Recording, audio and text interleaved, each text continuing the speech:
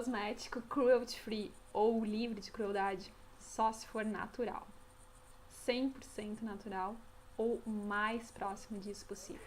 O termo cruelty-free ou livre de crueldade tem sido associado a 2 princípios. 1. Não ser testado em animais. E 2. Não conter nada de origem animal.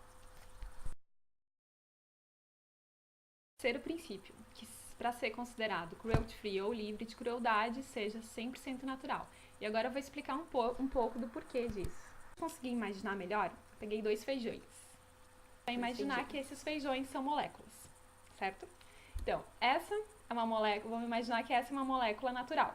Então, por exemplo, se eu ingerir ou se eu passar essa molécula e ela acabar na minha corrente sanguínea, provavelmente meu corpo vai identificar o que é essa molécula e saber como tratá-la, para onde que ela deve ir, como que ela vai se biodegradar, depois que ela sair do meu corpo e ir para a natureza. Da mesma forma, a natureza vai saber como tratar, para que direcionar, identificar essa molécula. E agora a gente vai imaginar que esse outro feijão é uma molécula artificial.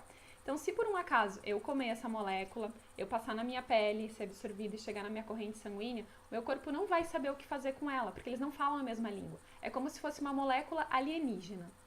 Então, o corpo não vai conseguir identificar, talvez até confunda com uma molécula natural e acabe tratando ela como se fosse uma molécula natural.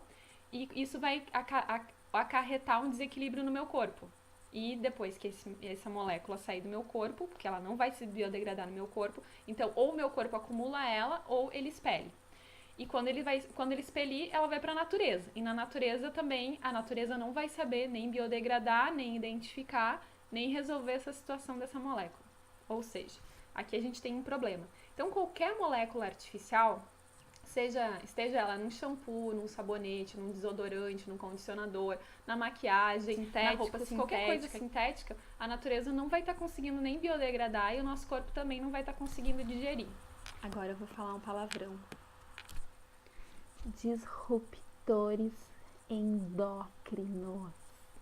Já ouviu falar disso? Bom, é só pensar um pouco. Disruptores é que desregula, né? Endócrino, sistema endócrino, né? Que nosso sistema hormonal.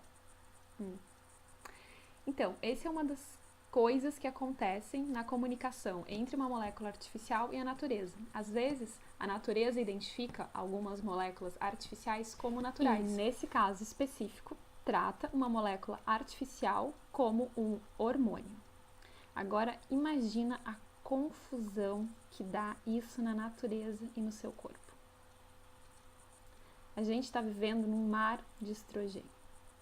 Os primeiros resultados aparecem em peixes e anfíbios, que são animais de pequeno porte e que estão em áreas muito poluídas, como casos de hermafroditismo entre os peixes, peixes que nascem com o sistema reprodutor feminino e masculino, casos de peixes machos que depois de um determinado tempo passam a produzir ovos como se fossem peixes fêmeas, casos em anfíbios que aparecem ovos em suas gônadas, casos de jacarés que nascem com um pênis muito menor do que o normal. A partir dessa castração química, fica fácil de entender porque tantos animais estão desaparecendo, né?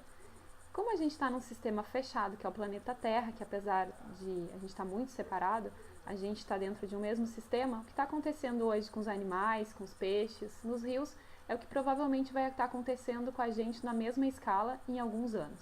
E que já está começando a acontecer, é só a gente conversar com um endocrinologista para ver quais são os resultados nos seres humanos. Depois de toda essa explicação sobre moléculas artificiais, eu pergunto, como que podemos considerar um produto, um ingrediente sintético, químico sintético, um produto cruelty-free, um produto sem crueldade?